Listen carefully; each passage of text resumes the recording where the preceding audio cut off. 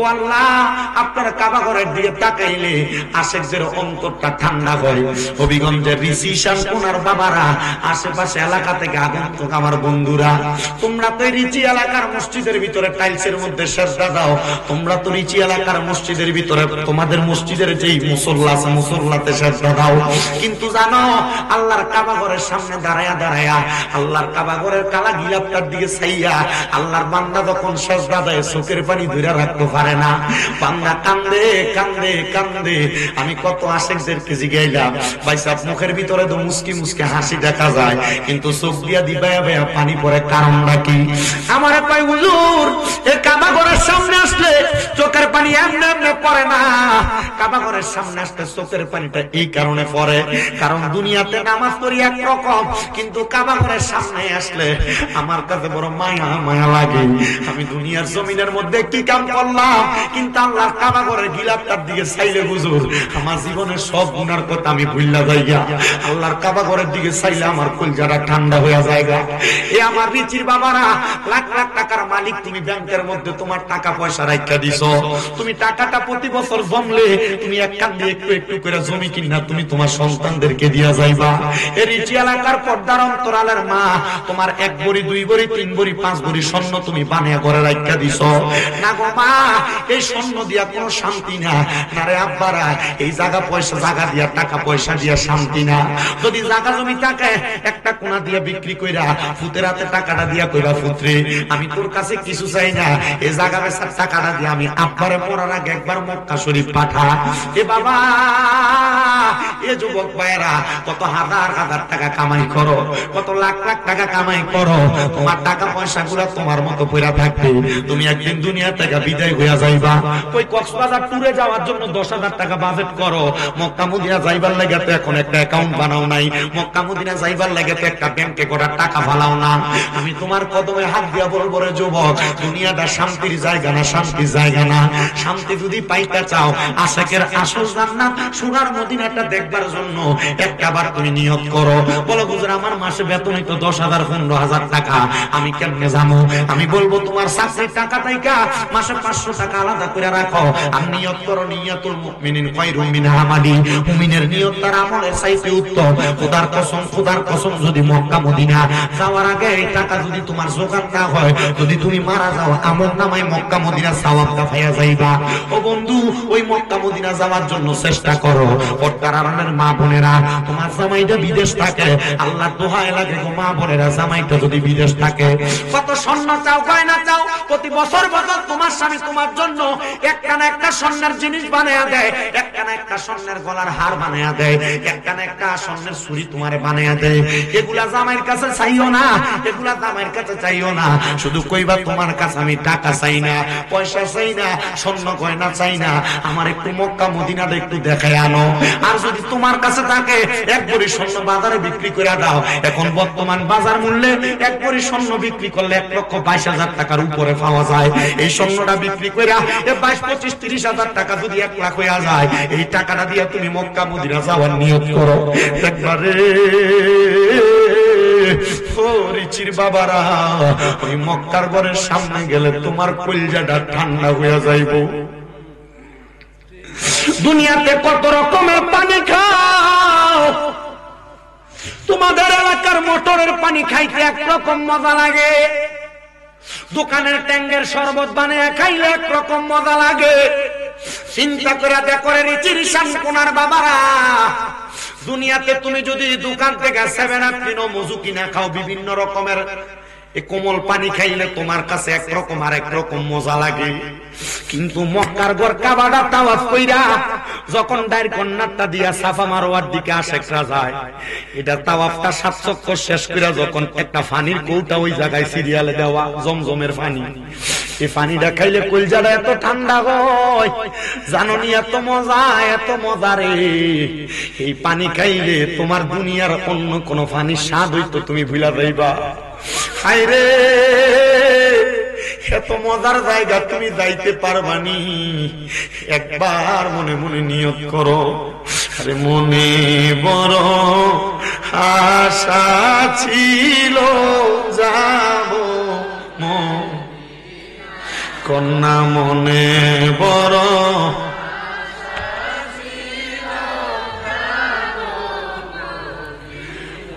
কসম করে বলি, যেদিন আমি মক্কা মদিনাতে আসছি তারপর থেকে আমার মনটাতে শান্তি নাই। বলে হুজুর কারণ কি? কারণ সে জায়গায় গেলে আশেকের মনটা আর ধরে রাখতে পারে না। আমি চিন্তা করি মক্কায় নামাজ পড়তাম, মদিনায় নামাজ পড়তাম, কত ভাল লাগছে। আল্লাহ কখন জানি নিয়ে যাইবা। আমি আমার আল্লাহ তাআলার কাছে শুধু এই দোয়াটা করছি, আমি যে মক্কা মদিনা গেছি এমনি এমনি যাই নাই। লন্ডনের মঞ্চিস্টারে আমার একজন মা থাকে, মনোয়ারা খাতুন, উনি আমার সেই জায়গার মধ্যে নেওয়ার পরে কইছে এই জায়গাটা সুন্দর জায়গা, আল্লাহর বাড়ি দেখছো ভাল লাগে। আমি ওনারে উমরা হজটা শেষ করে কইছি, মা আর যখনই আপনি মক্কা মদিনা যাইবেন আমারে সারা যাইয়েন না গো মা। কেন জানেন? এটা এত সুন্দর জায়গা, মজার জায়গা। আল্লাহ যেন আমরা ওই মজার জায়গাটা একবার হইলো যাওয়ার মতো তৌফিক দেয়। জোরে কোন আমিন। তোমার মনে বড় আশা, ওরে সালাম আমি করব গিয়ে, সালাম আমি নবীজির রওজায়, মনে বড়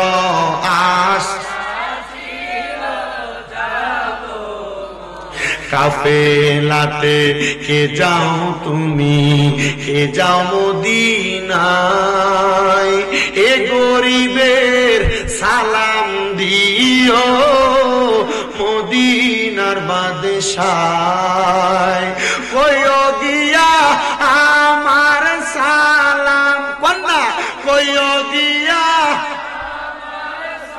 সালাম, কইও গিয়া নবীজির রওজায়,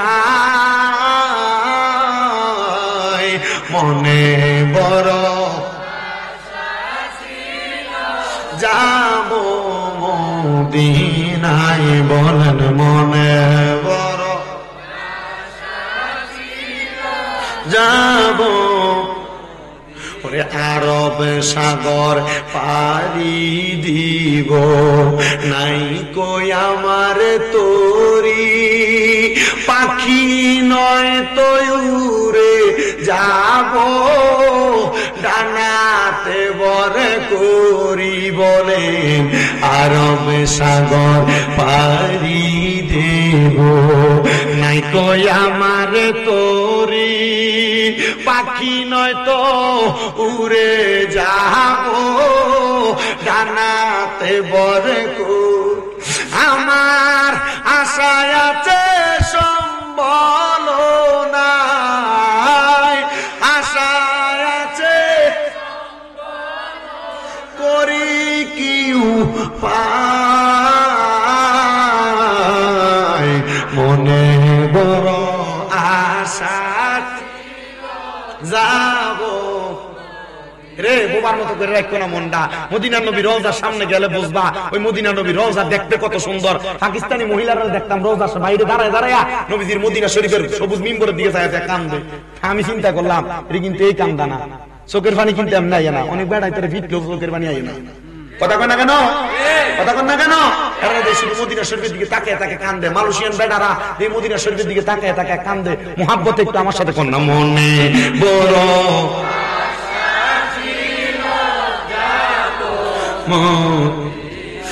আমার এই রিচি এলাকার মাই বাবারা বন্ধুরা গো, তাইলে আবার বলেন যেই মদিনা শরীফে এত বরকত এত রহমত, আমরা সবাই ওই মদিনা যাইতে চাই কি চাই না?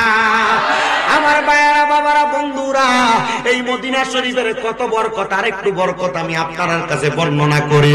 আমার দয়াল নবী রাহমাতুল আলামিন নবী কয়, জগতের মানুষ যখন কোন বড় ধরনের মহামারী রোগ আক্রমণ করব, যদি ওই রোগটা মক্কাতে আক্রমণ করব, কিন্তু আমি নবীর মদিনায় এমন নিরাপদ, মদিনার কাছে দিয়া পর্যন্ত ওই মহামারী রোগ আক্রমণ করতে পারবে না। আমার দয়াল নবী রাহমাতুল আলামিন নবী আমার কয় উম্মতেরা, শুধু তাই নয় তাই নয়, কিয়ামতের আগে পূর্ব দিক থেকে এমন কিছু বাইতে বাইতে লোক আগমন করব, যারা আল্লাহ তাআলার কাবা ঘর ভাঙবার লাগা যাইব, কিন্তু তারা মদিনাতে যাইব, আল্লাহর কাবা ঘর ভাঙার জন্য চেষ্টা করব, পারবে না। মদিনার কাছে যায় তারা ইমানদার হইয়া যাইব, কারণ মদিনা বরকতের জায়গা, মদিনা রহমতের জায়গা। মদিনার মধ্যে গেলে কোনো ক্ষুধার্ত থাকে না। বলে হুজুর কারণটা কি? মদিনার প্রত্যেকটা গেইটে গেইটে প্রত্যেক নামাজের পরে ছোট ছোট বাচ্চারা মদিনার মেহমানরা খেজুরে ঝুরি লিয়া দাঁড়ায় থাকে, ইয়া আল্লাহ হাজি হাদিয়া হাদিয়া কইয়া কইয়া ডাকে। কারণটা কি জানোনি? কারণ নবীর দরবারে গেছো, নবীর দরবার থেকে কেউ খালি যায় না, খালি যায় না। আমার দয়াল নবী রাহমাতুল লিল আলামিন নবী আশেক সারে যেই কোন একটা হাদিয়া দিয়া মদিনা থেকে বিদায় করে। আল্লাহ যেন আমারে কবুল করে, জোরে কোন আমিন। তাহলে আমরা সবাই ওই মদিনা যাইতে চাই কি চাই না? ওরে দয়াল আল্লাহ দয়া করেন, প্রাণ নসিব করেন মদিনা। লা ইলাহা ইল্লাল্লাহ, লা ইলাহা ইলাহা ইল্লাল্লাহু মুহাম্মাদুর রাসূলুল্লাহ সাল্লাল্লাহু আলাইহি ওয়াসাল্লাম। আমার বাবারা, আপনারা কোন আমরা জীবনে গুনাহ আছে না নাই? আমি স্বীকার করলাম এই ঋষির মাহফিলের প্যান্ডেলের নিচে যারা যারা আছে সবার চাইতে নিকৃষ্ট গুনাহগার আমি শামীম রেজা। আপনার অসুবিধা আছে? আমি আমার গুনাহগার কইলাম। আমার নবী কয়, দুনিয়াতে যেই ব্যক্তি তারে সবচাইতে ছোট মনে করব, গুনাহগার মনে করব, আমার আল্লাহ তারে তার দরবারে বড় হিসেবে কবুল করব। আমি কান্দু কান্দালাম নাই, নিয়ত করবাই জীবুতরে কইবেন তোরা জায়গা জমি দিয়া গেছি, এনতে তাড়াতাড়ি একটু বেচে আমার মক্কা মদিনা ফেরা। আল্লাহ যেন কবুল করে, আমিন কোন। আমার বাবারা, বন্ধুরা, গভীর মনোযোগ, অন্তরের কান্তরাকে শুনবেন বাবারা। আমার দয়াল নবী রাহমাতুল লিল আলামিন নবীর উম্মতেরা, আমি দাবি করলাম আমি গুনাহগার। পর্দার আলে মা বোন আছে না? দেখতে সবে তোরে দেখে আমার মা বোনেরা, আমি আমার সবচেয়ে গুনাহগার মনে করলাম। আমি আপনাদের মতো একটা মায়ের গর্ভের সন্তান। আপনারা যারা আছেন যে কোনো না কোনো মায়ের গর্ভের সন্তান, কথা কোন ঠিক কিনা? বাবারে, জীবনে কত গুনাহ করছেন একবার চিন্তা করেন। আপনার নিজের দোষটা আপনারে কাউরে খোঁজার দরকার নাই। দেখবেন আপনি যখন কারোর দিকে আপনার একটা আঙ্গুল তুলবেন, নিচে দিয়া ছায়া দেখবেন 3টা আঙ্গুল কিন্তু আপনার দিকে ফিরা রইছে। কথা কয় না? এই জন্য আমি স্বীকার করলাম সবচাইতে বড় গুনাহগার আমি, সবচাইতে বড় বদকার আমি। আমার দাড়ি পাকা অনেক মুরব্বী বাবারা আছেন, যুবক ভাইরা আছেন, মুরব্বী বাবারা চিন্তা করেন, আপনার জীবনের গুনাহ যদি আপনার ফুটে দেখতো, আপনি বাপরে কিন্তু বাপ হইয়া পরিচয় দিত না।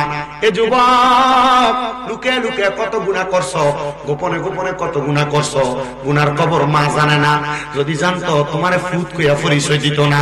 এ পর্দার অন্তরালের মা, একবার চিন্তা কইরা দেখো, তোমার জীবনের গুনাহ যদি তোমার স্বামী দেখতো, স্ত্রী কইয়া পরিচয় দিত না, বড় জায়গা দিত না। এই ঋষি এলাকার মধ্যে কোন মানুষ যদি চুরি করে, রাস্তা দিয়া যাওয়ার সময় মানুষ তারা চোর কইয়া ডাক দেয়। চিন্তা করে দেখছেন নি আমার জীবনে যে এত গুনাহ, আমি যে মিছা কথা কই, আল্লাহ যদি আমার কপালে লিখে দিত আমি মৃত্যু, তাহলে মানুষ আমার মিছা খোর কইয়া ডাকতো। যদি আমি বেনামাজি, আল্লাহ আমার কপালে লিখে দিত আমি বেনামাজি, মানুষ আমার বেনামাজি কইয়া ডাকতো। আল্লাহ আমার তো মানুষ এদিক কইয়া ডাকে না। ও আল্লাহ, আপনি আপনার গুনাহটি গোপন রাখছেন। আল্লাহ কয়, বান্দা হ্যাঁ গোপন রাখছি, বান্দা গুনাহ গোপন রাখছি। এই জন্যই তো তোমার বাহাদুরি, এই জন্য তো তোমার এত পাওয়ার, এই জন্য তোমার এত লম্বা লম্বা কথা। যদি তোমার গুনার খবর মানছে জানতো, তাহলে কিন্তু লম্বা লম্বা কথা বলতে পারতা না, বাহাদুরিও থাকতো না। আল্লাহ কয়, বান্দা গুনাহ করছো, সিলিন্ডার করো। আমি আল্লাহ না কইছি লা তাকুনা তুমি রাহমাতিল্লাহ, আমি আল্লাহ রহমত থেকে নিরাশ হইও না। ইন্নাল্লাহা, নিশ্চয় আমি আল্লাহ, ইয়াগফিরুজ যুনুবা জামিয়া, সকল প্রকার গুনাহগুলা ক্ষমা কইরা দেই। ইন্নাহু হুয়াল গফুরুর রহিম, নিশ্চয় তিনি আল্লাহ যিনি ক্ষমাশীল এবং দয়ালু। ওই আল্লাহ যদি ক্ষমাশীল হয়, দয়ালু হয়, আপনি যদি আপনার গুনার জন্য জীবনে একা একা একা একা কান্দেন, আমার আল্লাহ জীবনের গুনাহগুলা মাফ করতে পারে কি পারে না? ও বাবারা, আল্লাহ যেহেতু জীবনের গুনাহ মাফ করতে পারে, জবানটারে বন্ধ রাখবেন না, কারো জবানের দিকে তাকাইবেন না, চোখটা বন্ধ করে দিয়া, কলবটার মধ্যে ধাক্কা দিয়া আল্লাহর হাবিব মুহাম্মদুর রাসূলুল্লাহর দিকে কলবটা মুতাজ্জু করার আগে, আপনারা যারা এখানে বায়াতে রাসূল গ্রহণ করছেন, হক্কানি পীর মাশায়েখের হাতে হাত রেখে বায়াত নিছেন, ওই পীরের কলবের সাথে আপনার কলব দ্বারা মুতাজ্জু করবেন, ওনাকে স্মরণ করবেন। ওনার কলবটা তরিকতের ইমাম খাজা গরিবে নওয়াজ, হযরত আব্দুল কাদের জিলানী, বাহাউদ্দিন নকশবন্দি, মুজাদ্দিদ আল-ফেসানি, যে কোন একজনের কলবের সাথে মিলিত হয়ে যাবে, তখন ওই কলবটা আমার রাসূলের সাথে একটা মুতাজ্জু কানেকশন হয়ে যাবে। কারণ কুলুবিল মুমিনিনা আসিল, এটা তো মিলান লাগবে। এই কলব দ্বারা মিলায়া চোখটা বন্ধ কইরা আমার আল্লাহর একটু ইসমে জাতের জিকির করেন। আল্লাহ আল্লাহ আল্লাহ আল্লাহ আল্লাহ আল্লাহ আল্লাহ আল্লাহ আল্লাহ আল্লাহ, একটু বন্ধ করবে না। আল্লাহ আল্লাহ আল্লাহ আল্লাহ আল্লাহ আল্লাহ, মাহবুব মাওলা নামটি সদা, মাহবুব মাওলা নামটি সদা থাকে অন্তরে, রহমান নামের খাতিরে মাফ করো আমরা রে মারহাবা। আল্লাহ আল্লাহ আল্লাহ আল্লাহ আল্লাহ, মাহবুব মাওলা নামটি সদা, মাহবুব মাওলা নামটি সদা জপে অন্তরে, আমরার গুনাহ মাফ কইরা দাও সেই নামের খাতিরে মারহাবা। আল্লাহ আল্লাহ, রহমান রহিম নামটি তো মায়া আসে জানা আমরা বান্দার মারহাবা।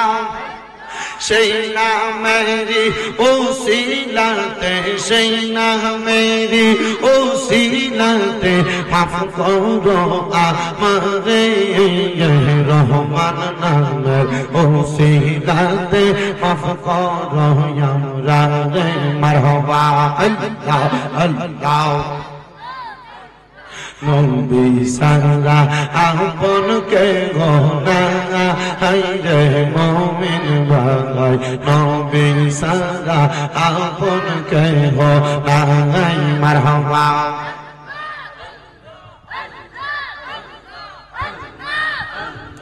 আল্লাহ আল্লাহ, নবী সারা আপন কে গোনা হায়রে মুমিন ভাই, নবী সারা আপন কে গোনা মারহাবা।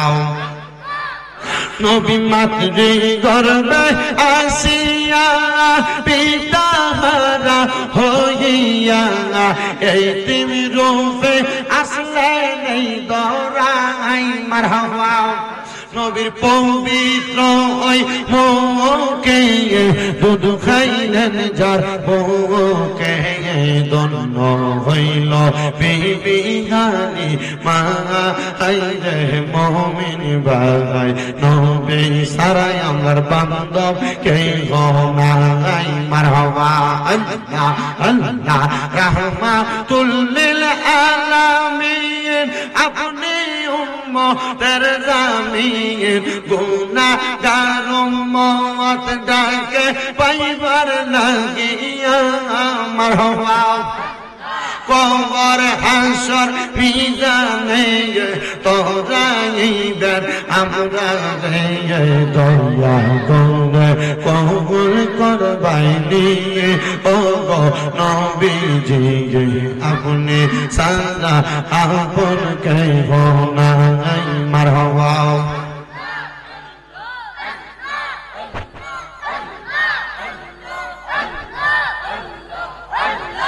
লা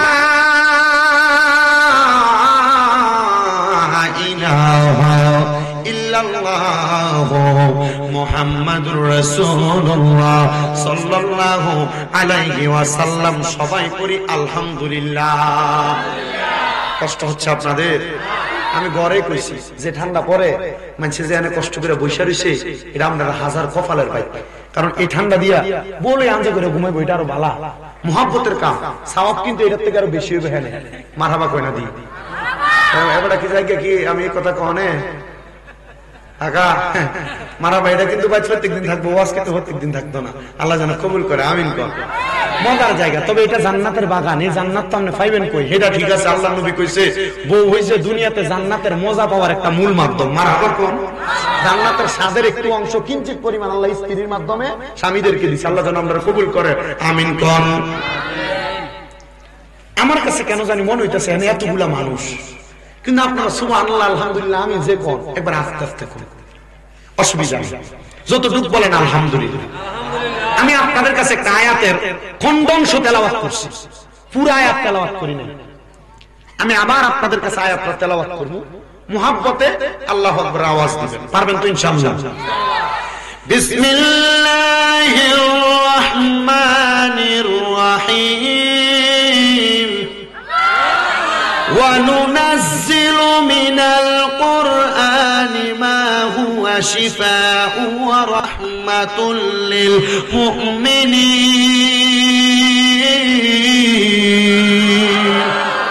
জবান খুলে বলেন ঘোষণাকার। আমার বাবারা, আলোচনা এখন থেকে শুরু হয়ে যাচ্ছে। আল্লাহ তাআলা কোরআনুল কারীমের মধ্যে বলেন অনুনাজ্জিলু মিনাল কুরআনি, আমি অবতীর্ণ করেছি কোরআন, মা হুয়া শিফাউ, এটা আরব গোলাপের মাধ্যম হিসেবে, রাহমাতুল লিল মুমিনিন, মুমিনদের জন্য বরকত এবং রহমত হিসেবে। সুবহানাল্লাহ। আয়াতে কারিমার সরল অনুবাদ হইল অনুনাজ্জিলু মিনাল কুরআনি মা হুয়া শিফাউ ওয়া রাহমাতুল লিল মুমিনিন। আমার আল্লাহ কয় আমি কোরআন নাযিল করলাম মুমিনদের জন্য শেফা এবং রহমত হিসেবে। ও আল্লাহ, আপনি যেহেতু মুমিনদের জন্য কোরআনটারে শিফা এবং রহমত হিসেবে নাযিল করলেন, তাহলে আমরা বান্দারা আপনার কোরআনুল কারীমে যে তেলাওয়াত করব, আমরা লাভটা কি হইব? আপনি কি আমরা রোগ বালা মুসিবত মাফ করবেন নি? আমার এই রিসি এলাকার ভাই বাবারা, বন্ধুরা রে, পর্দার অন্তরালের আমার মা বোনেরা, আপনারা তো বর্তমান জামানায় কোরআন পড়তে চান না। আগের যুগে এই বয়স্ক বাবাদেরকে জিজ্ঞাসা করলে উত্তর পাওয়া যাবে। ফজরের নামাজ পড়া ঘরের আনাসে কানাসে দিয়ে হাঁটলে এই ঘর থেকে ওই ঘর থেকে গুনগুন গুনগুন কোরআন তেলাওয়াতের আওয়াজ শোনা যাইতো। আর এখন কালা বেরিয়েছে নাকের ঘুমের আওয়াজ শোনা যায়। কথা বলেন না কেরে? আমার পর্দার অন্তরালের মা বোনেরা, আমি আপনাদের বিরুদ্ধে ওয়াজ করতেছি না, আমি আপনাদের পক্ষে ওয়াজটা করতেছি। আমি চাই না আমার রিচি এলাকার কোন মা বোন জাহান্নামে যাক, আমি চাই না আমার হবিগঞ্জ এলাকার কোন মা বোন জাহান্নামে যাক, আমি চাই না আমার সোনার বাংলাদেশের কোন মা বোন জাহান্নামে যাক। মারা গো, তোমার ঘর থেকে যে রোগ বালা মুসিবত ছাড়ে না, এটার একটা কারণ তুমি কোরআন পড়ো না। মা গো, তোমার জামাই যে কামাই রুজির বরকত হয় না, এটার একটা কারণ তুমি মা কোরআন পড়ো না। মা গো, তোমার শ্বশুর শাশুড়ি যে তোমার সাথে ভালো ব্যবহার করে না, এটার আরেকটা কারণ তুমি কোরআন পড়ো না।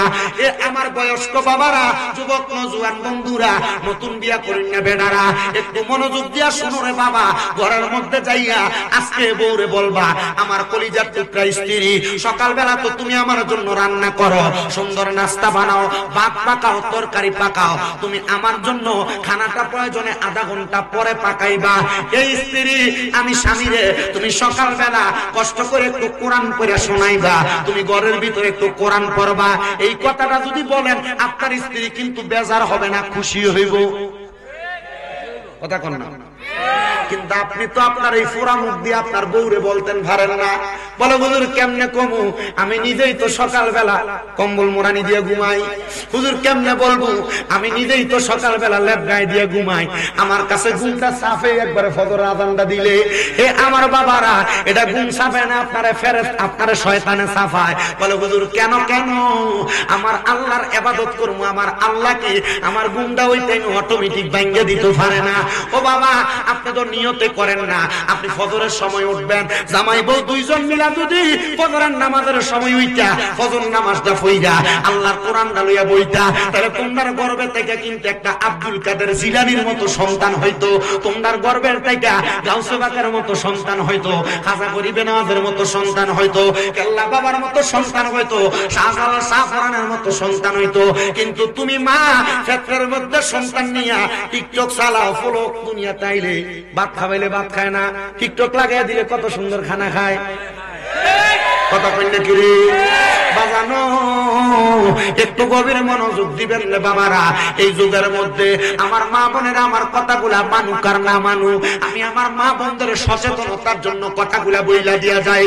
শুধু আপনারা এখানে যারা আছেন, আপনারা তো প্যান্ডেলের মানুষগুলা শুনবেন, এই যে সোশ্যাল মিডিয়া দেখতেছেন, এটার মাধ্যমে সারা বাংলা না সারা বিশ্বের মুসলমানেরা এই ওয়াজ মাহফিল গুলা শুনে। আমি সব মা বোনদের কাছে বলবো, গো মা, আমি তোমাদের সন্তানের মতো যদি ঘরের মধ্যে শান্তি চাও, যদি ঘরের মধ্যে থেকে রোগবালা মুসিবত দূর করতে চাও, যদি স্বামীর জামাইয়ের কামাই রুজিতে বরকত আনতে চাও, 1 নাম্বার তুমি নামাজি হও, 2 নাম্বার তুমি ফদ্দাশীল হও, 3 নাম্বার তুমি কোরআনটা পড়ো, দেখবা বরকতের কোনো অভাব হবে না। আপনারা কোন বরকত দেওয়ার মালিক? একজন, তিনি কে? কথা কন না কে? আমার বাবারা, তাহলে এই কোরআনের মাঝে বরকত আসেনি? যেরকম আসেনি। কেমন বরকত রে বাবা? একটু মনোযোগ দিয়া শুনবেন। আল্লাহ তাআলা একজন 7টা বাচ্চা বন্ধু ইন্তেকাল করছে, মানে মারা গেছে। এলাকার মানুষ আল্লাহর ওলিদেরকে ভালোবাসেননি আপনারা? মোহাব্বত করি, পীর মাশায়েখকে সম্মান করি, ভালোবাসি, মোহাব্বত করি। এটার কারণ হইল আল্লাহ কইছে, ইন্না রাহমাতাল্লাহি করিবুম মিনাল মুহসিনিন, নিশ্চয় আমি আল্লাহর রহমত, আল্লাহর ওলি যারা তারার কাছে আছে, তারা নিকটবর্তী হলে আমার রহমত পাইবা। জোরে কোন সুবহানাল্লাহ। বাগান রে, তবে ফিটটা শিখতে একটু বুঝা শুনে শিখবা। বর্তমানে অনেক ফিট দেখা যায় যারা মুরিদের সামনে বইয়া বইয়া সিগারেট খায়। কথা কন্যা করে আসেনি? এমন বহুত ফির দেখা যায় যে ফিরেরা মুরিদ, মানে মহিলা মুরিদদের সামনে লইয়া বইয়া থাকে। এটি ফির না, এটি বন্ধ। কথা কন। কারণ কি? এটার কারণ হলো ফির যদি সিগারেট খায় তাহলে মুরিদ গাঞ্জা খাইব। কথা কন না কেন? ফির যদি সিগারেট খায় মুরিদ কি খাইব? তো ফির তো সিগারেটে ছাড়ে না, মুরিদের সামনে মুরিদের সিগারেটে দা দিয়ে। কথা কয় না? আমি নিজে দেখছি, দেখার পর আমি চিন্তা করলাম এটাও ফির। একটা বালা পীরের সন্ধান দিই। অনেক পীর আছে আপনাদের হক্কানি পীর মাশায়েখ। আমার হাতে একটা কাগজ দেখতেছেন, 19 ডিসেম্বর, 20 ডিসেম্বর, 21 ডিসেম্বর, বৃহস্পতি, শুক্র, শনিবার এই মাসের ঢাকা আসিয়ান সিটিতে দাওয়াত ইসলামের উদ্যোগে 3 দিনের সুন্নতে বড় ইজতেমা হবে। এখানে যাইবেন। এখানে এই দরবারের ফির আসবে না। ফির মাদানী মুজাকারার মাধ্যমে, সোশ্যাল মিডিয়ার মাধ্যমে আপনাদের সাথে কথা বলবে, বয়ান করবে। যাই দেখেন ওই পীরের দরবারের মুরিদদের কেমনে চলে, ওই পীরের দরবারের মুরিদদের ওই জায়গায় কেমনে চলাফেরা করে। যখন আপনি যাইবেন তখন চিন্তা করবেন, কি রে আমরা এলাকার ফির আর এই ফিরের লোকে বহুত মারহাবা কইতেন না? আর যখন কইতেন না মারহাবা। সাহাবায়ে কেরাম প্রশ্ন করি, ইয়া রাসূলুল্লাহ, ইয়া হাবিবাল্লাহ, নবী গো, আপনি নবীর কাছে জানতে চাই, আপনি নবী বলেন হক্কানি ফিরটা চিনতাম কেমনে? চিনার দরকার আছে না? আমি যদি কইয়া যাই আপনি হক্কানি ফির চিনবেন কেমনে? যুবক ভাইরা, মুরব্বী বাবারা, পর্দার অন্তরালের মা বোনেরা, হক্কানি পীর চিনার উপায় আল্লাহর নবী কয়, ইজারু যুকিরাল্লাহু আযজা ওয়া জাল্লা, হক্কানি ফিরের দিকে চাইলে আল্লাহর কথা মনে হইব। কার কথা? নবী গো, আল্লাহরে তো কোনদিন দেখছি না গো নবী, তাহলে আল্লাহর কথা কেমনে মনে হইব? আমার দয়াল নবী, রহমতের নবী কই, উম্মত, ওই হক্কানি পীর আমার আল্লাহরে এমন ভয় করব, আমার আল্লাহরে এমন ডরাইব। তো এবার আপনারা কোন, যে পীরটা আল্লাহরে ডরায় এটা কি খাইতে পারে? বর্তমানে অনেক পীর আছে, মুরিদ যদি হাদিয়া লইয়া যায় মুসাবাড়া বালা কইরা করে, হাদিয়া না থাকলে মুসাবাড়াও সুন্দর নাই। গরু লইয়া গেলে সুন্দর ব্যবহার, গরু নাই সুন্দর ব্যবহার নাই। হাদিয়া আছে সুন্দর ব্যবহার, হাদিয়া নাই সুন্দর ব্যবহার নাই। বাজিরে, আল্লাহর নবী কয় এমন পীরের কাছে যাইবা যেই পীরটার দিকে চাইলে আল্লাহর কথা মনে হয়, নবীর কথা মনে হয়।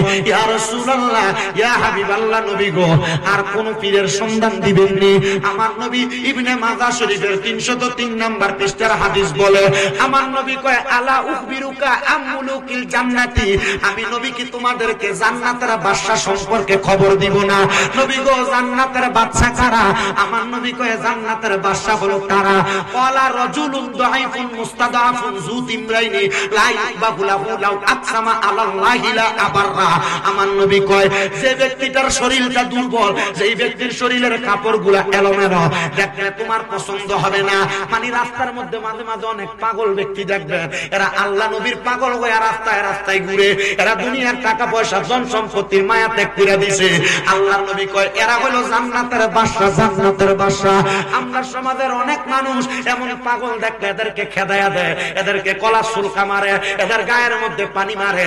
আল্লাহ দোহাই আপনার পায়ে হাত দিয়ে বলি মা বোনেরাও মনে রাখবেন, এমন কোন পাগল আসলে এদেরকে খেদাইবেন না, দমক দিবেন না, পারলে সহযোগিতা করবেন, না পারলে আর আল্লাহর হস্তে ক্ষমাটা চাইয়া নিবেন। কেন কেন কেন? আল্লাহর নবী কয় এরা হলো জান্নাতের বাদশা। তো যেই কথাটা বলতেছিলাম, কোরআন হইল রোগের শেফার মাধ্যম, কোরআন হইল রহমতের মাধ্যম। আমি আমার বয়ানটা আপনাদের কাছে ওই দিক থেকে ধারাবাহিক ভাবে টানতেছি। ওই আল্লাহর বান্দা দুনিয়া থেকে ইন্তেকাল করছে, ইন্তেকাল করার পরে এলাকার মানুষ ওই আল্লাহর বান্দারে যে জায়গায় দাফন করছে, মানে মাটি দিছে, দাফন করার পরে সব মানুষ ওই আল্লাহর বান্দার দরবারের কাছে এসে জিয়ারত করে, আর আমার আল্লাহর কাছে ক্ষমা প্রার্থনা করে। এলাকার সব মানুষের বিশ্বাস এই আল্লাহর ওলির কাছে এসে দোয়া করলে আমার আল্লাহ দোয়া কবুল করে। করেনি? কথা কয় না করেনি? আল্লাহর ওলির কাছে যাইয়া ওনাদের উসিলা দিয়া দোয়া করলে আমার আল্লাহ দোয়া কবুল করে। বাবিরে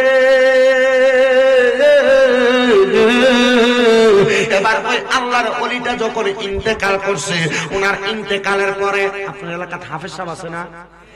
এনে না কেটা হাফেজ সাহেব আছে বলাটা কইরে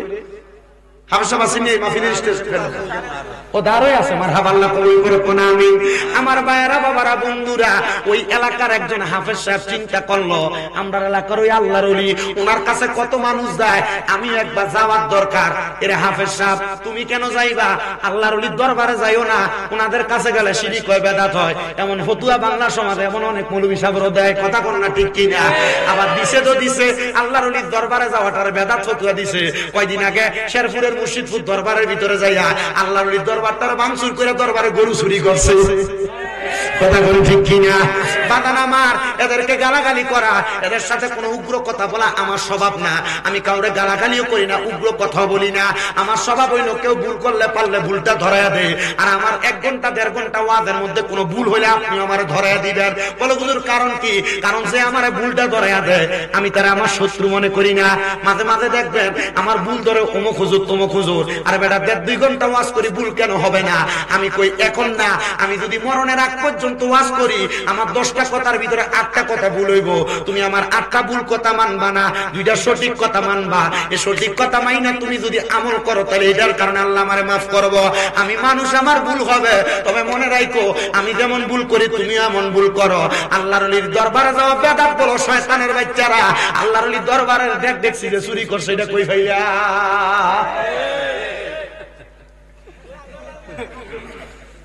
কথা কর না। আমার কথা হলো বাবু রে, ঠিক আছে আপনার মন চায় না আপনি আল্লাহর ওলির দরবারে যাইবেন না, কিন্তু বিষয় না আপনি আল্লাহর ওলির দরবারে যে দেখছি চুরি করলেন, গরু চুরি করলেন, 3 খুলে খুলে নিলেন, এটা কোনটা করলেন? বাংলাদেশের বহুত ওলামায়ে কেরাম মিলে গেছে, সুন্নি কোন কওমি কোন সবাই মোটামুটি একটা মিল জিলে চলতেছে, কিন্তু কিছু উগ্রবাদী আছে, এরা ইসলাম দ্বারে বহির্বিশ্বে, শুধু বাংলাদেশে না, কোথায় বহির্বিশ্বে জঙ্গিবাদের ধর্ম হিসেবে প্রমাণ করার লাগা এমন দাঙ্গা হাঙ্গামা তৈরি করতেছে। কথা বুঝতেছেন? কথা বুঝতেছেন তো? আমরা তো কোন মুসলমানে কি দিব না মসজিদে আগুন দিব? এরা মসজিদে আগুন দিছে। অনেক বিশাল দরবার, সেখানে কোনো মাজারও নাই। মাজার যদি থাকতো তাহলে মনে করতাম বেড়া বেড়িয়া ক্ষমানে ঢুকে, এখানে কোনো মাজারও নাই। কেমনে আগুন দিল? আমার কলজাটা লাগছে। আমি আল্লাহর কাছে কইছি, আল্লাহ তুমি উত্তম ফয়সালাকারী, আল্লাহ তুমি জানো কেন তোমার বন্ধুর দরবারে হামলা করাইলা। কিন্তু হ্যাঁ, এটা সত্য কথা। আল্লাহ কইছে মান আদালি ওয়ালিয়ান ফাকাদ আযামতুহু বিল হারব। আল্লাহ কয় যারা আমার বন্ধুর সাথে দুশমনি করে আমি আল্লাহ এদের সাথে যুদ্ধের ঘোষণা করি। আল্লাহর লগে যুদ্ধ করবেন? নমরুদের কথা ভুলে গেছেন গা, ফেরাউনের কথা ভুলে গেছেন গা, ল্যাংরা মশারে কানের ভিতর দিয়ে ঢুকাইয়া জুতা দিয়ে বাইরে ফিরছে। আপনারা এমনি মরবেন? আল্লাহর ওলিদের সাথে বেয়াদবি করতে বড় সাবধান, বড় সাবধান, বড় সাবধান।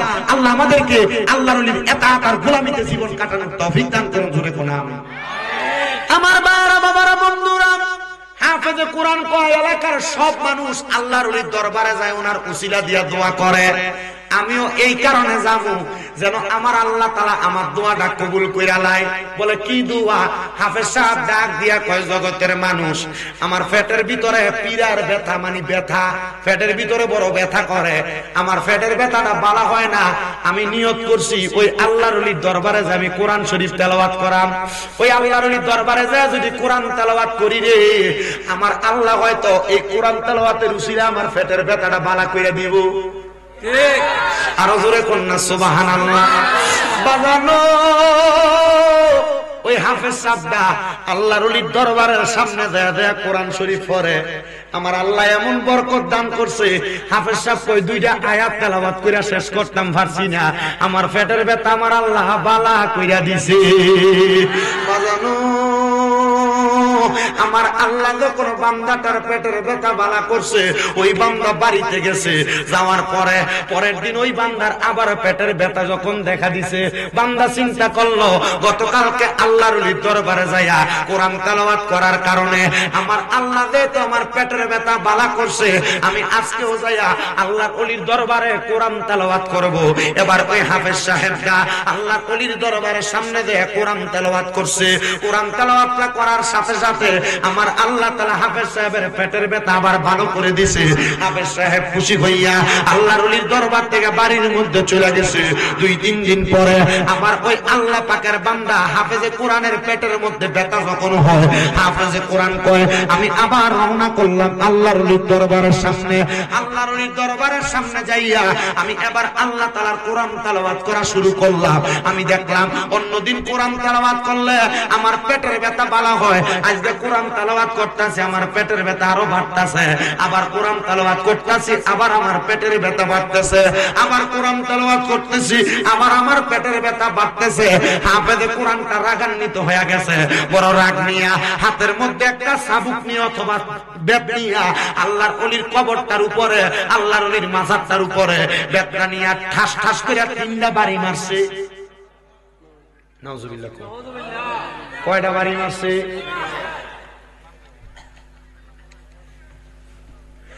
আল্লাহর ওলির ওই কবরটার উপরে 3টা বাড়ি মাইরা হাফেজ সাহেব আল্লাহর ওলির দরবার থেকে বেতটা হাতে লইয়া বাহির হইয়া রাগান্বিত অবস্থায় দৌড়িয়া বাহির হইয়া যাইতেছে।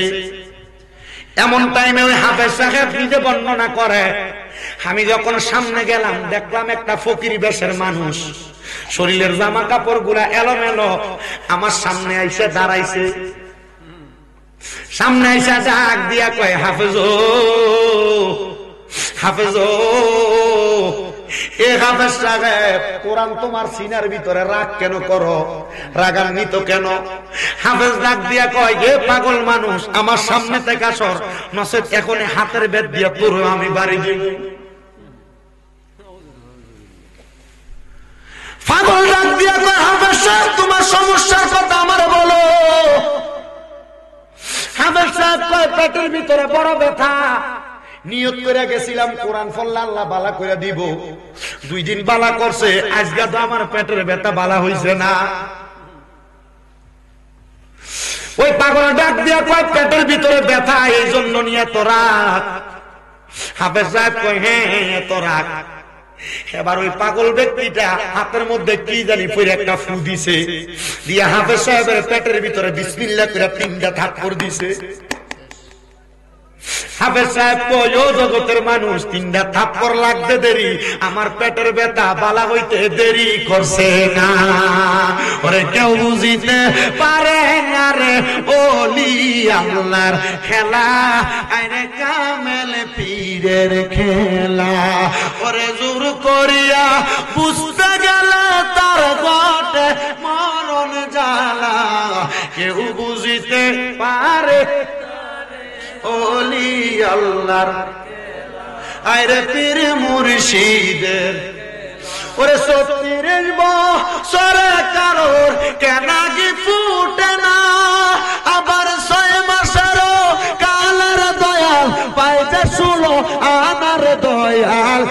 যে ষোল আনা দয়াল জোর করিয়া দিবে তুরে জোর করিয়া দিবে তুরে ববের যত প্রেম জ্বালা কেউ বুঝিতে পারে না রে ওলি আল্লাহর খেলা আর পীর মুর্শিদের জোরে কোন মারহাবা বাজান আমার হাফেজ সাহেব কয় আমার পেটের ব্যথাটা যখন বালা কইরা দিছে আমি আবার সাথে সাথে ওই পাগল ব্যক্তিটার হাড়ির ভিতরে ঝরাইয়া ধরছি ডাক দিয়ে কইলাম হুজুর ও হুজুর গো আপনার কদমের মধ্যে হাতটা রাখি আপনার পরিচয় তো জানি না আমি তো এতক্ষণ মরা ওলির সামনে যাইয়া কইছি কোরআন তেলাওয়াত করছি আপনি তো জিন্দা ওলি আপনি দিয়ে আমার পেটের ব্যথা বালা কইরা দিছেন এবার পাগল ডাক দিয়া কয় বালা আমি করছি না বালা করিন না বালা করছে কথা কোন সব রূপ মাফ করতে পারে একজন আল্লাহ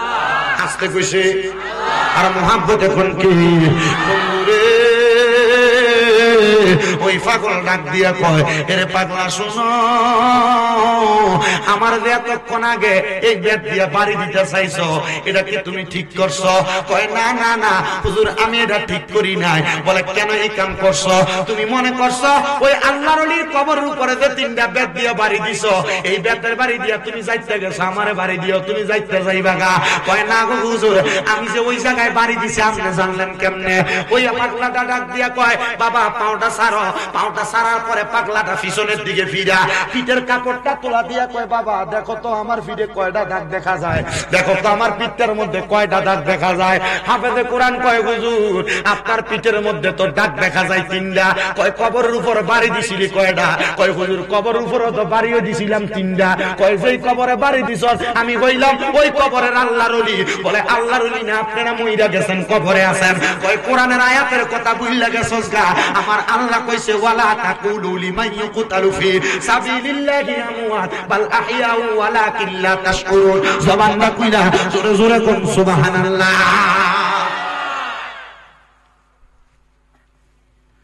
হে আমার নিচে এলাকার ভাই বাবারা বন্ধুরা আল্লাহ বলছে যারা আল্লাহর রাস্তায় মারা গেছে আল্লাহর রাস্তায় ইন্তেকাল করছে তোমরা তারারে মরা কইও না আল্লাহ কয় বাল আহিয়া তারা হইল জিন্দা জোরে কয় সুবহানাল্লাহ যারা তারারে মরা কয় এরা নির্বুধ এরা বোকা এরা বুঝে না আল্লাহ কয় ওয়ালা কিল্লা তাসুরুন এরা নির্বুধ বুঝে না তোমরা তারারে মরা কইও না এরা জিন্দা তারে আল্লাহর ওইরা জিন্দা না মরা এই জোরে কোন জিন্দা না মরা বন্ধুরে ও আমার রিচি এলাকার বাবারা বন্ধুরা এবার ওই পাগলার যুবক ছেলেটা ডাক দিয়া কয় হুজুর আপনি যেহেতু ওই আল্লাহর ওলি আপনি আমার একটা কথার জবাব না দিলে আমি আপনার কদম ছাড়তাম না হুজুর কেমনে উঠাইলেন আপনার কারণটা জানতে চাই হুজুর কয় আল্লাহর ওলিরা শুধু জিন্দা থাকে না রে জিন্দা থাকে না আল্লাহর ওলিরা মাঝে মাঝে সারা দুনিয়াতে বিচরণ কইরা ঘুরিয়া বেড়ায় আল্লাহ তাআলা আল্লাহর ওলিদেরকে সেই ক্ষমতা দিছে তারা মরা না তারা জিন্দা তোমরা তাদেরকে বুঝতে পারো না চিনতে পারো না এবার ডাক দিয়া কই হুজুর প্রথম দিন কোরআন পড়ছি পেটের ব্যথা ভালো হইছে দ্বিতীয় দিন কোরআন পড়ছি পেটের ব্যথা ভালো হইছে তৃতীয় দিন কোরআন পড়লাম আমার পেটের ব্যথা ভালো হইল না কেন এই জবাব যতক্ষণ না দিবে ততক্ষণ আপনার আমি কদম ছাড়তাম না জোরে জোরে কোন সুবহানাল্লাহ আল্লাহুম্মা সাল্লি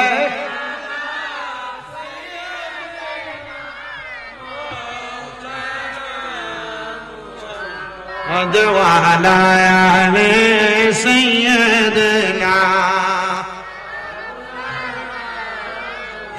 কেউ ধনী হয় দনে জনে কেউ বা থাকে পরিজনে থাকে কেহ রাস্তার পাশে সবাই কিন্তু এক হয় না আল্লাহুম্মা সাল্লি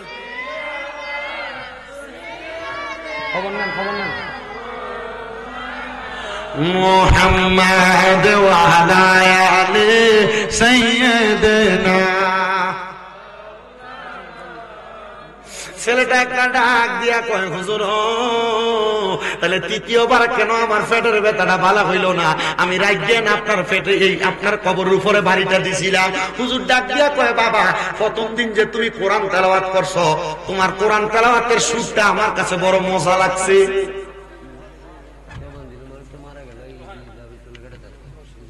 জোরে কইলেন না সুবহানাল্লাহ। মানে প্রথম যখন এই ফুলা কোরআন তেলাওয়াত করছে আল্লাহর ওলিকে আমার কাছে কি লাগছে?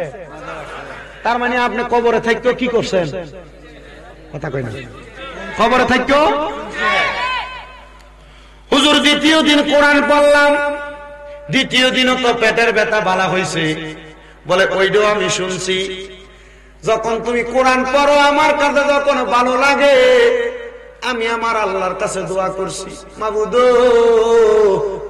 যে আমার কবরটার পাশে দাঁড়ায়া দাঁড়ায়া এত সুন্দর করে কোরআন তেলাওয়াত করে, আল্লাহ তুমি ওই বান্দাটার পেটের ব্যথা ভালো করে দাও। আল্লাহ আমার দোয়া কবুল করছে। এ পাগলা, তুমি যখন দ্বিতীয়বার পেটের ব্যথা ভালো হওয়ার পর 2-3 দিন আমার দরবারে আসো না, কোরআনও পড়ো না। আমি এই জন্য তৃতীয়বার যখন তুমি কোরআন পড়ছো আমার কবরের সামনে দাঁড়ায়া দাঁড়ায়া আমি আমার আল্লাহরে কইছি, আল্লাহ এখন যদি তার পেটের ব্যথা ভালো করে দাও তাহলে সে আমার কাছ থেকে চলে যাবে, এত মধুর সুরের কোরআন তেলাওয়াত আমি শুনতে পারবো না। আল্লাহ তুমি তার পেটের ব্যথাটা আর একটু বাড়াইয়া দাও, যেন সে আমার কবরের সামনে দাঁড়ায়া দাঁড়ায়া বেশি করে কোরআন পড়ে।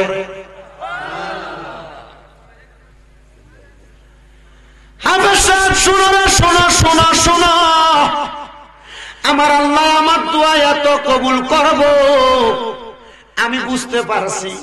তোমার পেটের ব্যথা যখন আরো বাইরে গেছে, তুমি কোরআন তেলাওয়াত বেশি করে করছো, কিন্তু আবার যখন কোরআন পড়ো আমার আল্লাহ তাআলা তুমি বান্দারে এমন ভাবে পেটের ব্যথা বাড়াইয়া দিছে, তুমি রাগান্বিত হইয়া আমার এই কবরের উপরে আঘাত করছো।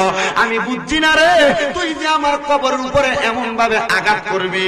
আমার আল্লাহ তাআলা তোর কবরের তোর পেটের ব্যথা ভালো করে দেখ।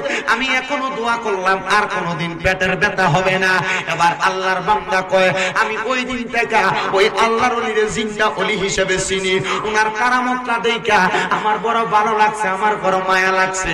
আমি ওই আল্লাহর ওলির কবরের সামনে দাঁড়ায়া দাঁড়ায়া দাঁড়ায়া দাঁড়ায়া কান্দি, মাবুদ আমি হাফেজ সাহেব মানুষ, আমার মা নাই, আমার আব্বা নাই, আপনি আমার আম্মা আব্বার কবরের আযাবটা মাফ করে দেন। আল্লাহ আমার আম্মা আব্বার কবরের আযাবটা মাফ করে দেন। হাফেজ সাহেব কাঁদতে কাঁদতে কাঁদতে কাঁদতে কাঁদতে কাঁদতে আমার আল্লাহর কাছে বারবার বারবার দোয়া করে। দোয়া যখন করে এবার হাফেজ সাহেব বলেন, আমি কোরআন তেলাওয়াত কইরা কান্না করতেছি কার জন্য? মার জন্য আর বাবার জন্য। আজকের মাহফিলে অনেক সন্তানই তো বসছেন, মা নাই বাবা নাই। সন্তান চিন্তা করেন না, মাহফিলে আখিরি মুনাজাতে আপনার মা বাবাদের জন্য মন ভরে দোয়া করা হবে। হাফেজে কোরআন ডাক দিয়া কয়, জগতের মানুষ আমি যখন আমার মা বাবার জন্য কান্না করতেছি, কান্না করতে করতে আমি ওই আল্লাহর ওলির কবরটার সামনে দিয়া যখন ঘুমায়া গেছি, আমার চোখটা লাগিয়া গেছে। এমন টাইমে দেখলাম আমার আম্মা আব্বা আমি সন্তানের ঘরের মধ্যে আমার মাথার মধ্যে হাত বুলিয়ে দেয়, মানে ছেলেটা ঘুমের ঘরে স্বপ্ন দেখতেছে। আমি জিগাইলাম, মা গো মা, ও মা আপনারা যে আমার মাথার মধ্যে হাত বুলিয়ে দেন, ও আমার আব্বা জান আপনি যে আমার মাথার মধ্যে হাতটা বুলিয়ে দেন, কারণটা কি বলেন না? কারণটা কি বলেন না? বলে কারণ আর অন্য কিছু না। বাবা রে, তুই সন্তান যখন কোরআন শিখছো, তোমার কোরআন তেলাওয়াত শিক্ষা গ্রহণ করার কারণে আমার আল্লাহ তাআলা আমরা মা বাবার কবরের আযাবটা মাফ করে দিয়েছে। আমরা মা বাবার কবরের আযাবটা মাফ করে দিয়েছে। এই আমার রিচিশন গুনার বাবারা, আশেপাশে এলাকার হবিগঞ্জের বাবারা, একবার চিন্তা করে দেখেন, একবার চিন্তা করে দেখেন, আপনার মা যে কবরে গেছে, আপনার বাবা যে কবরে গেছে, আপনি ফুতে মারা যাওয়ার পরে কোনোদিন আব্বা আম্মার লাগা কোরআন পড়ে দোয়া করছেননি? আপনার আম্মা আব্বার কবরের সামনে যায়া কোনোদিন কোরআন পড়ে দোয়া করছেননি? হয়তো আজকের মাহফিলে এমন অনেক সন্তান আছে রে, যারা মা বাবার কবরের সামনে যদি নিয়ে যাওয়া হয়, কোনটা কবর এখন বালা করে চিনিয়ে দিতে পারতো না, কবরের পরিচয়টা দিতে পারতো না। সন্তান তোমার মা বাবা তোমার লাখ লাখ সম্পদ দিয়ে গেছে, কোটি টাকার সম্পদ দিয়ে গেছে, জায়গা জমি দিয়ে গেছে, বাড়ি দিয়ে গেছে, ক্ষেত পাথর বন্ধের মধ্যে জায়গা দিয়ে গেছে। তোমার মা বাপ কিন্তু কবরে যাওয়ার পরে তোমার কাছে জায়গা জমি চায় না, তোমার কাছে টাকা চায় না, পয়সা চায় না, চাইনি রে আব্বা। আম্মা আব্বা মরার পরে তো টাকা পয়সা জায়গা জমি সম্পদ কোনো কিছু চায় না। আম্মা আব্বা কয় সন্তান, ও সন্তান রে, আমি মা বাবা তোমার কাছে ওয়ায়াগফিরুলাহুমা, তোমার কাছে শুধু দোয়া চাই, তোমার কাছে শুধু ক্ষমা প্রার্থনা করি। তোমরা যখন দোয়া করবা, আমরা মা বাবার লাগে আল্লাহর কাছে মুনাজাত করে করে দোয়া করবা। মাদিনে ও আমার রিচি এলাকার বাবারা বন্ধুরা, আমার আল্লাহ পাক রব্বুল আলামিন জানিয়ে দেয়, জগতের বান্দা দলেরা আমার নবীর হাদিসের মাধ্যমে শিক্ষা গ্রহণ করো। একটা সমুদ্রের ভিতরে যখন কোনো মানুষ নৌকা ছাড়া ডুবন্ত অবস্থায় থাকে, সাঁতার কাটতে থাকে বাঁচার জন্য, একটা নৌকা যায় ওই সমুদ্রের ডুবন্ত ব্যক্তিটারা বাঁচাইলে ওই ডুবন্ত ব্যক্তিটা যত খুশি হয়ে যায়, আমার আল্লাহ তাআলা, আমার আল্লাহ তাআলা, আল্লাহ তাআলার ওই বান্দার জন্য যদি দুনিয়া থেকে দোয়া করে, ওই বান্দাটা তেমন খুশি হয়ে যায়, তেমন খুশি হয়ে যায়। হায় রে, আজকে রিচি সম্পূর্ণের মাহফিলে কে জানি বসছে, কার জানি জগতের মধ্যে মা নাই, কার জানি জগতের মধ্যে বাবা নাই। ওই হাফেজে কোরআন হাফেজ সাহেব হওয়ার কারণে আল্লাহ না তার মা বাবার কবরে আযাব মাফ করছে। তুমি তো নামাজই পড়ো না, তুমি রোজাও রাখো না, আল্লাহ তোমার মা বাবার কবরে আযাব মাফ করবে না, তুমি এটো গ্যারান্টি দিতে পারো না। এই সন্তানের দলেরা আম্মা আব্বা তোমার কাছে শুধু দোয়া চায়, দোয়া চায়, দোয়া চায়, পারলে ওই মা বাবার লাগে মনটা খুলে দোয়া করবা। কিন্তু আজকের মাহফিলে হয়তো এমন অনেক সন্তান বসছে যারা বাইয়ে বাইয়ে ঝগড়া করে মা বাপরে আলাদা করে দিছো, যারা বাইয়ে বাইয়ে ঝগড়া করে মা বাপরে জুদা করে দিছো, মা বাবার খানা আলাদা করে দিছো, বউয়ের কথা শুনে মারে ধমক দিছো, বউয়ের কথা শুনে বাপরে ধমক দিছো, বউয়ের সাথে ঝগড়া করে মা বাপের খানা আলাদা করে দিছো। এ সন্তান, তোমার আব্বা আম্মা বালা কোনো খানা খাইছে না, তুমি সন্তানরে আম্মা আব্বা বালা খানা খাওয়াইছে, আম্মা আব্বা ঘরের মধ্যে বালা কোনো জামা কাপড় পরছে না, তুমি সন্তানরে আম্মা আব্বা বালা জামা কাপড় পরাইছে। ইরে সন্তান, কেমনে রে, কেমনে রে, কেমনে রে ওই মা বাপরে জুদা করে দিয়ে রাখছো, মা বাপরে আলাদা করে দিয়ে রাখছো। সন্তান, ও সন্তানের দলেরা, মা বাপ যুবক যুবতী থাকতে ঘরের মধ্যে যদি ভালো গোস্ত রান্না করতো, মা তরকারির সাথে আলুটা বাড়াইয়া দিত, মা গোস্ত খাইতো না, তুমি ফুতের জন্য রাতে খাইবার রাইখা দিত, মা নিজে আলু দিয়ে ভাতটা খাইয়া শেষ করতো। কিন্তু তুমি সন্তানের ঘরে কত মেহমান খানা খায়, তুমি তোমার মা বাপরে আলাদা করে দিয়া রাখছো, জুদা করে দিয়া রাখছো। মা সকাল বেলা এক ভাইয়ের ঘরে ভাত খায়, দুপুর বেলা এক ভাইয়ের ঘরে ভাত খায়, রাত্র বেলা এক ভাইয়ের ঘরে ভাত খায়, এক সপ্তাহ এক ভাইয়ের ঘরে ভাত খায়। কিরে, দুইজন বেড়া বেড়ির দায়িত্ব তুমি নিতে পারছো না, আম্মা আব্বার দায়িত্ব তুমি নিতে পারো নাই। পারবা কেমনে, পারবা কেমনে, পারবা কেমনে? কিন্তু তোমার মা বাবা তোমার দায়িত্বটা এত কঠোর ভাবে নিছে, এত কঠোর ভাবে নিছে। সন্তান, 3-4 ভাই হইতা, মা জননী একটা ডিম ও যদি মুরগি পারত, এটার 3 টুকরা 4 টুকরা করে সিদ্ধ করে খাওয়াইতো। হায় রে, একজন সন্তানের ঘরে মা বাবার জায়গা হয় না, মা বাপরে বালা করে খাওয়ায় না। মনে রাখবার সন্তান, আম্মা আব্বা বুড়া হওয়ার পরে আম্মা আব্বার জিহ্বার স্বাদ নষ্ট হয়ে যায়। কখন কোনটা খাইবো মা বাবা ফুতের শর্মে কয় না, ফুতরে আমার এই খানা দিও, ওই খানা দিও, মা বাপ কয় না, কারণ চিন্তা করে ফুতনি কোন আমারে ধমক দেয়। এ সন্তান, তোমার মা বাপরে যে তুমি আলাদা করে রাখছো, যদি তুমি ধন্য মায়ের ধন্য সন্তান হও, তোমার কাছে আমি আবদার জানাই, পারলে দাও তোমার পাও আমার সামনে দাও, আমি আমার জিহ্বা দিয়া তোমার পাওটা পরিষ্কার করে দিব। তবু ওয়াদা করবা, আজকে এখান থেকে বাড়ির মধ্যে যাইবা, যে মা বাপের পাউডির মধ্যে ধরবা, ধরে কইবা, মা ও আব্বা, আল্লাহর রাস্তায় আপনার কাছে মাপ চাই, আল্লাহর রাস্তায় আপনার কাছে ক্ষমা চাই, আর আলাদা খাওয়া লাগবে না, এখন থেকে আমি সন্তানের ঘরে খাইবেন। তারা 2-3 ভাইয়ের মন চাইলে আমার ঘরে তারা প্রতি ওয়াক্ত আপনার তরকারি দিয়া যাইব, তাদের মন চাইলে আপনার খানার ব্যবস্থা করব। বলে হুজুর কেন? কারণ মা বাবা যখন দাঁতটা দিয়া মন চাই তারটা দিয়া খানা খাইব। কেউ যদি এমন কর্ম করে থাকো, আজকে এখান থেকে বাড়িতে মা বাপের ফাউন্ডির দরবা, বলে হুজুর পায়ে ধরতাম কেন? আল্লাহর কসম, আমার আল্লাহ যদি তোমারে মাফ না করে, স্বয়ং আল্লাহ যদি তোমার মা বাপ যদি তোমারে মাফ না করে, স্বয়ং আল্লাহ তোমারে মাফ করবে না, স্বয়ং আল্লাহ তোমারে মাফ করবে না, স্বয়ং আল্লাহ তোমারে মাফ করবে না। নবী কয় উম্মত, ও আমি নবীর উম্মতের দলেরা, তোমরা ওই মা বাপরে খুশি করো। যদি মা বাপরে খুশি করতে পারো তাহলে আমার আল্লাহ তোমার প্রতি খুশি হইব। বলে হুজুর দলিল দেন, রেফারেন্স লাগবো। আমার নবী কয় রেদার রব্বি ফি রিদাল ওয়ালিদাইন, আল্লাহর কসম যারা দুনিয়াতে মা বাপরে সন্তুষ্ট করলো, আমার আল্লাহ মা বাবার সন্তুষ্টিতে সন্তুষ্ট হইয়া যাইল। এই জন্য একজন আশিক সুরে সুরে বলে তোমরা কোনদিনও মা বাবার মনেতে কষ্ট দিও না, তোমরা কোনদিনও মায়েরই মনেতে কষ্ট দিও না। হায়রে মায়ের মনে কষ্ট দিলে খোদা তোর সহে না, বলেন মায়ের মনে কষ্ট দিলে খোদা তো সহে না। তোমরা কোনদিনও মায়েরই মনেতে কষ্ট দিও না। আরে কত পাপী আছে যে মাকে কষ্ট দেয়, মায়ের মনে কষ্ট দিয়ে অভিশাপ নেই। হায়রে মায়ের মনে কষ্ট দিলে কষ্ট পায় রাব্বানা, বলেন বাবার মনে কষ্ট দিলে কষ্ট পায় রাব্বানা। তোমরা কোনদিনও মায়েরই মনেতে কষ্ট দিও না। এ সন্তান আম্মা আব্বার পায়ে ধরে মাপ চাইবা। অনেকে চিন্তা করে হুজুর আমি তো আমার মা বাপের লগে অন্যায় করছি না, পাপ করছি না, আম্মা আব্বারে জুদো করছি না, ধমকও দিছি না। আমি বলবো পুত্রে তবুও মা বাপের পায়ে ধরবি। মা বাপের পায়ে ধরলে দাম কমে না, পারলে মাঝে মাঝে সুযোগ পেলে মা বাপের পায়ে সুমা দিবা। কি দিবা? আজকের মাহফিল কবুল হবে কি হবে না এটার গ্যারান্টি কেউ দিতে পারবে না।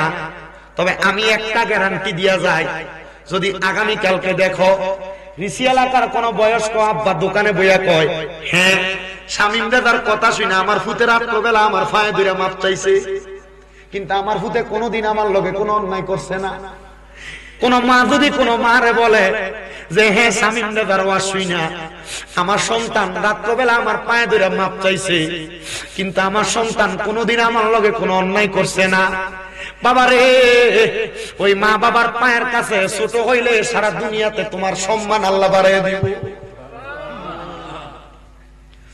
আপনাদের দুয়ার বরকতে আমি মাত্র কামেল প্রথম বর্ষে পড়ালেখা করি, কিন্তু আমার আল্লাহ তাআলা আমার সম্মান ইজ্জত ছোট রাখে নাই। আলহামদুলিল্লাহ, আমি যার যোগ্য না আল্লাহ আমারে তার চাইতে বেশি দিছে। আপনাদের দুয়ার বরকতে কুমিল্লাতে আমার ৬টা মাদ্রাসা চলে। আমার প্রত্যেকটা মাদ্রাসায় ছাত্র ভরপুর আছে। এ বাবা হবিগঞ্জের পোলাপান আছে, ব্রাহ্মণবাড়িয়ার কত পোলাপান আছে, হাফিজি পড়ে আমার মাদ্রাসায়। আমি শুধু ওই পোলাপানদিরে কইছি জীবনে যা করো আম্মা আব্বার মনে কষ্ট দিও না, এদেরকে না খাবাইয়া রাখো না, প্রয়োজনে তোমার ইনকামের সব টাকা পয়সা এদেরকে বিলিয়ে দিবা। কারণ কি জানেন? এটার কারণ হইল আম্মা আব্বার মতো রত্নটারে যদি দুনিয়াতে তুমি যত্ন করতে পারো, আল্লাহর কসম আমার আল্লাহ তাআলা তোমার দুনিয়াতেও ধনী বানাইবো, আখিরাতেও ধনী বানাইবো। ফুত তোমার বাপে তোমার কাছে 100টা টাকা চাইলে তুমি ধমক দাও, একবার বেশি দুইবার চাইলে তুমি তোমার আব্বারে দেও না। যারার বাপ নাই তারারে জিগা, তারার চোখের সামনে কত মুরব্বী বাবারা দোকানে বইসা থাকে, তারা তাদের বাপরে 100টা টাকা হাত খরচের জন্য দিতে পারে না। এমন অনেক সন্তান মাহফিলে বসছে হুজুর যাদের বাড়িতে আব্বা আছে, তারা বাড়ির যে আব্বার পায়ে ধরে মাপ চাইবো। আমার তো আব্বা নাই, আমার আব্বা বড় কষ্ট করে আমারে মানুষ করছে, আমি আমার আব্বারে তো 500 টাকা দিয়ে কিনে একটা লুঙ্গি পরাইতে পারি না। আমার আব্বা সিরা লুঙ্গিটা পরে পরে নামাজ পড়ছে। হুজুর যাদের বাড়িতে মা আছে তারা বাড়িতে যাইয়া মা আর পায়ে শুইয়া মাপ চাইবো। আমার তো মা নাই, আমার মা জননী সকালবেলা পান্তাবাদ গুলা খাইতো না, আমার মা জননী পান্তাবাদ গুলা রাইকা দিত। আমার মা চিন্তা করতো সকালবেলা আমার ফুতের ওই দিয়া কষ্ট করে আইলে, আমার ফুতে পান্তা ভাত গুলা খাইলে আমার ফুতের কলিজাটা ঠান্ডা হইব। সন্তান রে, আমার কাপড়টা ছিঁড়া যাইতো, কাপড় রাস্তার ভিতরে 10-5 টাকা বাইন্দা রাখতো, তোমার স্কুলে মাদ্রাসায় যাইতে মা এই টাকাটা দিয়া দিত। মার কাপড়টা ছিঁড়া থাকতো। সন্তান একটাবার কি তুমি চিন্তা করলা না, ওই মা বাবা অন্ধকার কবরে, তোমার ব্যাংকের মধ্যে টাকার অভাব নাই, তুমি তোমার মার 1000 টাকা দিয়ে একটা কাপড় কিনা পরাইতে পারো না। হায় রে, এই টাকা দিয়া কি করবা? এই পয়সা দিয়া তুমি কি করবা? যদি তোমার টাকা পয়সা দিয়া তুমি তোমার মা বাপকে শান্তি না করতে পারো। সন্তান আল্লাহর দোহাই লাগে, আম্মা আব্বা কবরে চইলা গেছে, টাকা পয়সা ধন সম্পদ কোনো কিছু তোমার কাছে চায় না। আম্মা আব্বা চাই শুধু সন্তান ওই মার জন্য দোয়া করব, আব্বার জন্য দোয়া করব। যদি পারো প্রত্যেক শুক্রবারে জুমার নামাজটা পড়া আম্মা আব্বার কবরের সামনে দাঁড়ায়া রব্বির হামহুমা কামা রব্বায়ানি সগীরা বইলা দোয়া করবা। আমার আল্লাহ তাআলা ওই দোয়ার কারণে মা বাপরে মাফ কইরা দেয়। এ সন্তান, একা যাইবা না, পারলে তুমি তোমার নিজের ফুতেরে লইয়া যাইবা, ভাই ভাতিজারে লইয়া যাইবা, এদেরকে অভ্যাস করাইবা। যখন তুমি মারা যাইবা তারাও দেখবা তোমার কবরের ফারে যায় দাঁড়ায়। আমার মসজিদের একজন সেক্রেটারি আমানুল্লাহ চৌধুরী সাহেব, ওনারে মাঝে মাঝেই দেখি উনি ওনার ছেলেরে নিয়ে ওনার মা বাপের কবর জিয়ারত করে। আমি চিন্তা করলাম এটার উদ্দেশ্য হইল উনি যেমন ওনার মা বাপের কবর জিয়ারত করে, ওনার ফুতে রইয়া ওনার ফুতে ওনার মরার পর ওনার কবর জিয়ারত করব, অভ্যাসে পরিণত হইব। মা বাপ কবরে আছে, চিন্তা করবা না, মুনাজাতের মধ্যে দোয়া হবে। আল্লাহ যেন রাহমাতুল লিল আলামিন নবীর উসিলায়, ওই হাফেজে কোরআনের ইলমের উসিলায় যাদের মা বাবা কবরে, আম্মা আব্বার কবর জান্নাতের বাগান বানায়। হে আমার রিচিশন কোনা নবীর প্রেমিক সুন্নি যুব সংঘের ভাই বাবারা, যুবকেরা, মুরব্বী বাবারা, প্রবাস থেকে যারা যারা দেখতেছেন দেখবেন, আমার যুবক ভাইয়েরা, এই নবীর প্রেমিক সুন্নি যুব সংঘের কাজটা যেন হয় নামাজ পড়া, আম্মা আব্বার খেদমত করা, ভালো ভালো কাজে থাকা। আল্লাহ যেন এই যুব সংঘের প্রত্যেকটা যুবককে কবুল করে, জোরে বলেন আমিন। ফেরেশতোं की सलामी देने वाले फौज पढ़ते थे, जनाब सैयदा हजरत मां आमिना सुनती थी। আমার মরা লাশের লাইগা মসজিদের পাশে, আমার মসজিদের পাশে আমার কবর দিও, কইরা আমার জায়গা হবে নি, আমার জায়গা হবে। আমার মরা লাশের লাইগা মসজিদের পাশে, আমার মসজিদের পাশে আমার কবর দিও, কইরা আমার